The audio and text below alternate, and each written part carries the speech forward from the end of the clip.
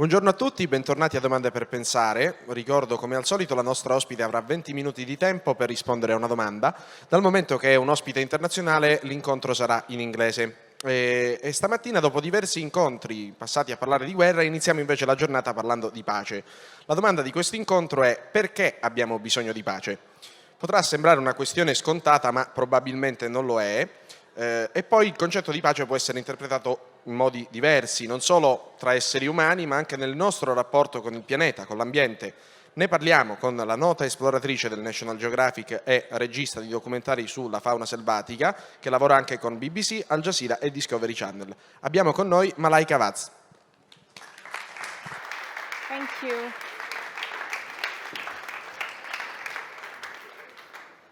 Thank you so much for that introduction, and it is a pleasure to be here today in this historic city of Reggio Emilia. I'm a filmmaker. I make documentaries for television networks like National Geographic, Discovery, Animal Planet, and Al Jazeera. I'm someone who believes deeply in big solutions that can make a transformative impact. And today, I'm not here in my capacity as a filmmaker. I'm here in my capacity as an ambassador for the Global Peace Dividend Initiative, which is an initiative that aims to get governments across the world to reduce military spending by 2% every year, and then reinvest and reallocate that surplus into environmental conservation. Why do I believe in this idea? The reason is because if you look at the world around us, the way we spend our money tells us so much about everything. If you want to understand, a person's priorities, don't listen to what they say. Listen to how they spend their money. Similarly, with nations, with governments across the world, if we look at governments, whether that's India, the United States, Italy, we are spending disproportionately more money on war, on arms, than we are on environmental conservation. In fact, in 2020, which is a year that was incredibly difficult for people across the world, $2 trillion was spent just on global arms and militaries, which is crazy given that that is much, much more than what we spend on environmental conservation. I'm also 25 years old, and for my generation of young people, the environmental crisis, extinction, biodiversity loss, this is the biggest war that we will ever fight. And really, it's pivotal for us to be tackling this in ways that are intelligent, in ways that are long-term, and in ways that can create a more just world for future generations. Coming to the topic of war and environmental destruction, both war and environmental destruction have a lot in common. And I wouldn't just say that they have a lot in common. In fact, they feed off each other. And war creates conditions for environmental destruction and vice versa as well. And in the last couple of years, while I've been making documentaries for TV networks, I've gone to different parts of the world, all 7 continents. And what I've noticed is that whether it is war or environmental destruction, it is always our most vulnerable communities who are impacted. Whether that is women, whether that is indigenous communities, whether that is low-income communities, across the world there is the common trend. But the thing is, it is a pendulum, right? Initially, it starts with vulnerable communities, and then it hits everyone. In my neighboring country, Pakistan, right now, there are flash floods and heat waves that are killing thousands of people, and we're experiencing that right now. Climate change is no longer something that is 20 years away or even 10 years away. It is right now. We have climate refugees on our planet right now. And I remember when I was little, this idea of climate refugees was almost, a hypothetical argument that, in the future it could happen. Today I have a friend who is a climate refugee, which reinforces in my mind the importance of creating funding for environmental solutions right now. So, if you think about war and environmental destruction, I think it's a really vicious cycle. You invest in more arms, you have more wars, you create environmental destruction. That environmental destruction creates poverty. That poverty creates insecurity and instability in countries. There's growing discontentment with the government. Those are ripe conditions for war, and then the cycle keeps continuing. I mean, if you look at the Vietnam War and the way that the United States, their military used this herbicide called Agent Orange to decimate large swaths of forest, to reveal the location of guerrilla fighters. That was one way that the environment was destructed, because of the fact that not only was the forest destroyed, but people had health-related problems after, like cancer and skin diseases for many years, and birth defects for many years after. Or another example is how Saddam Hussein weaponized environmental destruction in many ways, and even oil spills in the fight against a much bigger military power, the United States. Or if you look at the example of Rwanda and the wars that happened there from the forests of Virunga, where rebel forces had to hide out there, and eventually it became a place with massive bloodshed and destruction, both of communities and the natural world. I often say that environmental destruction is something that impacts us all, and conserving the planet is the most selfish, self-interested thing we will ever do. It's not about pandas, it's not about tigers. I love these animals. My whole job is about going out there and filming them. But when I think about fighting climate change, it is about creating a better world for you and me. Like the pandas and the tigers, they might go extinct, but do we want a world where we no longer can live in this beautiful planet and share it with our families? But, I don't think it has to be like this. This is a vicious cycle that we're perpetuating right now with war and environmental change. But we're also the smartest people out there. We have this immense capacity to build everything. We've sent people, into space. We are creating buildings. Everything you see around us is created by man and woman. And if we can use that intelligence and galvanize that intellectual power to change things, we could make a big difference. So what are we asking for at the Global Peace Dividend Initiative? We're asking for governments across the world to reduce military spending incrementally. We're not asking for the end of war. That is a big ask. We understand that. We're asking for small changes every year that will create a more just world, that will create a more green world. And this idea of the peace dividend isn't new. This team didn't invent it. We're not, pioneers in that. This is something that has been done before. In fact, Prime Minister Margaret Thatcher and President Reagan and many other presidents, including George Bush in the United States, popularized the idea of the peace dividend. And the idea behind that was every year we will reduce military spending and reallocate that surplus to combat domestic challenges, to invest in what matters for communities in our countries. And today, in my opinion, and in a lot of people's opinion, including the 15 Nobel laureates who have signed on to this initiative, it is important for us to recognize that the biggest national priority, domestic priority, is conserving nature. We have to reckon with that fact. And there are a couple of reasons why I think that this particular idea is really innovative, and not just innovative, but possible. It's within the realm of possibility in our lifetimes. The first one is that history shows us it's possible, whether it is with global attempts to reduce arms, whether it is combating nuclear catastrophe. Countries across the world have come together with treaties in the past, including the US and the USSR with the arms treaties that have happened in the past. So if we could come together in the past, we can come together right now. And the thing with nuclear catastrophe, and I was thinking about it the other day, is that it was a possibility. It still is a possibility, a very real possibility. And that is enough for us to act. With environmental catastrophe, for some reason, despite the fact that we are losing people today to flash floods and heat waves and pollution-related deaths, we don't see it as something that is tangible. It still seems like it's happening to someone else, somewhere else, not within the realm of, our lives and our worlds and our families' lives.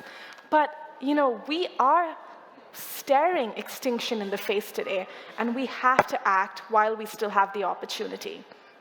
The second reason is that actually protecting the planet makes business sense.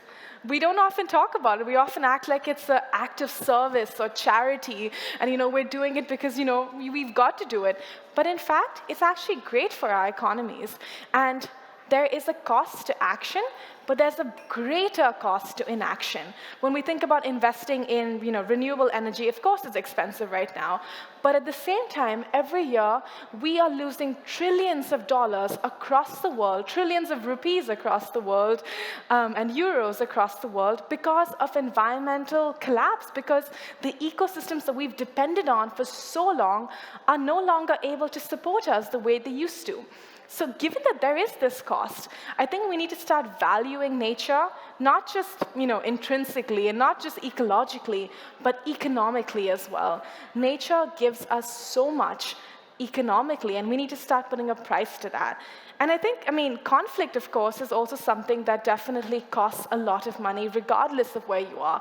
Countries spend trillions and trillions of dollars, we've been seeing over the last hundreds of years, on conflict. And we've got to figure out a way to make sure that we are conserving nature and creating more sustainable jobs. The second, the third, is the fact that there's a political advantage. Governments across the world, especially conservative governments currently, often talk about how having refugees is a strain on national resources and how it's really difficult to deal with so many refugees coming in every year. Europe knows this better than any other part of the world. But if you think about it, when you have refugees coming in, why are they coming in? Yes, because of war, but also because of environmental collapse. And very often, and I can say this as someone from India, the biggest hegemonic powers out there are creating conditions for these refugees to come. They are emitting, they are polluting, they are destroying the world as we know it. And then the countries that have contributed so little to environmental conservation have to deal with the fallouts. And yet, when those people come across borders and they start living in countries, there's so much resentment. Of course, that resentment has to be tackled, and there needs to be an intellectual shift. But if you talk to these conservative politicians by saying that, hey, there is a way out of it. Let's create environmental security overseas. Let's ensure that we are investing in nature. We're investing in nature not just domestically, but globally.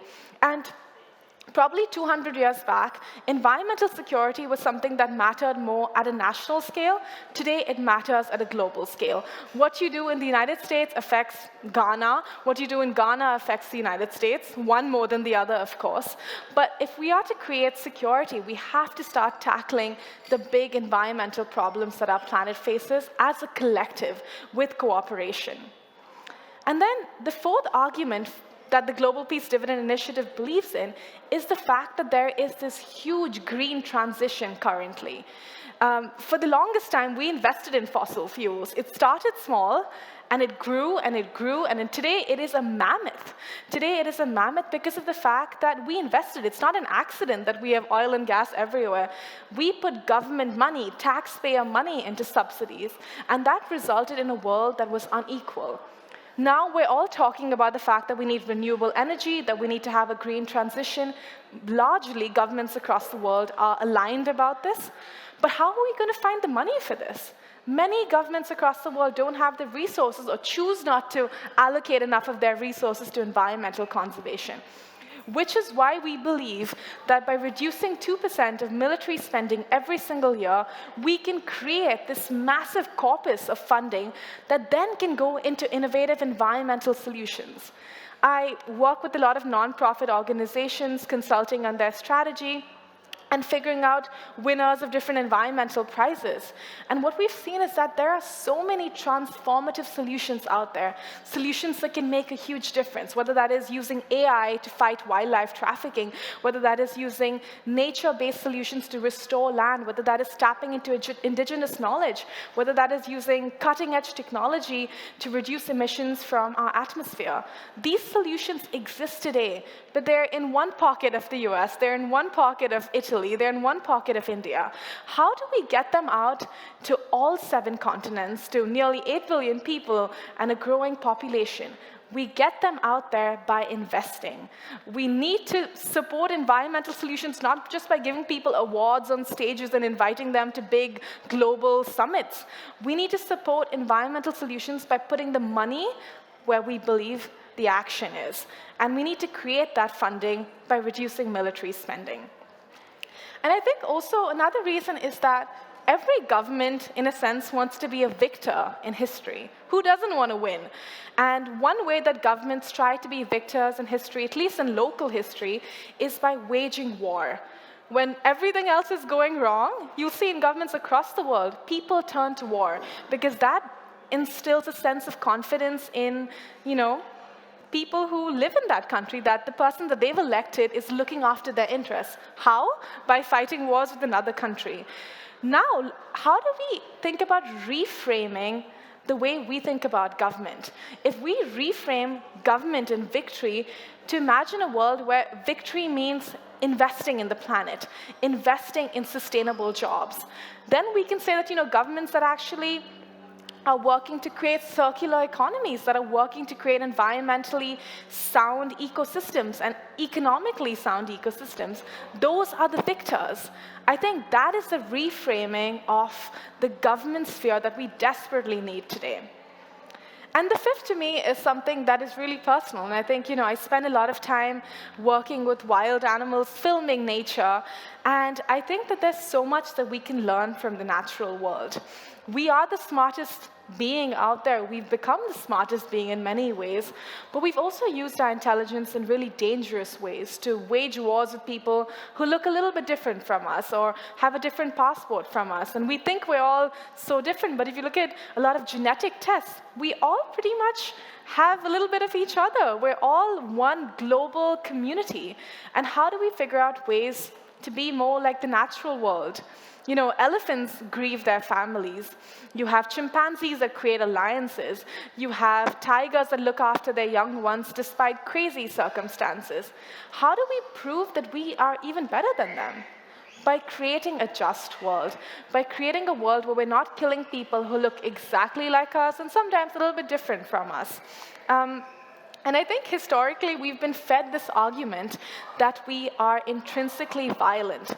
We are like chimpanzees, we fight wars and we're brutal, and human beings have an intrinsic desire to kill other human beings. But actually, if you think about it, it's not true. We are more like bonobos in many ways. Bonobos love each other. They cuddle, they hug, they look after each other, they look after their troops. So let's reframe how we think about humanity. This is a pivotal point. Let's tap into our bonobo genes more and less into our chimpanzee genes. I think that can make a huge, huge difference. Now, I've been talking a lot about how the Global Peace Dividend Initiative is going to help on the green front, but it also has another really, really important, benefit, and I think it is the fact that we're creating a world with less war. Peace is a word that gets political very often, but a world with less war, incrementally less war every year, is a world where we see less deaths, we see more prosperity, and we see a greener world as well. And I think it's completely within the realm of possibility. When the founders of the Global Peace Dividend Initiative, Matteo Smerlak and Carlo Rovelli, reached out to me on email for the first time, I thought about this and I said, what really inspires me about this, the reason I want to come on board with this, is because there are so many environmental organizations and environmental initiatives out there that are actively critiquing what's happening, that are saying that there's a problem. All my life I've been hearing that there's an environmental problem. We know this. How are we going to galvanize this understanding? How are we going to use this moment in time and find a solution? The reason I am so passionate about the work that we're doing at the Global Peace Dividend Initiative is because this is an opportunity for humanity to say, we have a solution. This solution is positive, it's cooperative, and it is scalable. It can be scaled up across the world. We have to act right now. And there's a lot of things that divide us right now. We're seeing with the war in Ukraine, we're seeing with wars across the world.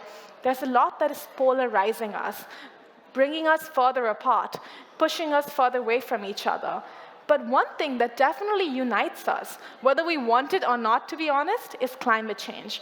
No matter where you are today, you are impacted by climate change. And if we decide that this is a unifier, a reason to come together, to set aside our political differences, whether you are Republican, whether you are a Democrat, whether you believe in the far right, far left, whatever it is. Let's come together as governments to fight for a better world, not just for our children, because that's a while away, but for tomorrow and for the year after, because climate change and the environmental crisis is at our doorstep. And there's never been a better time for governments across the world to reduce military spending and invest in what matters. And that's why I'm here today to talk to you about the Global Peace Dividend Initiative, which I think can transform our world. Thank you.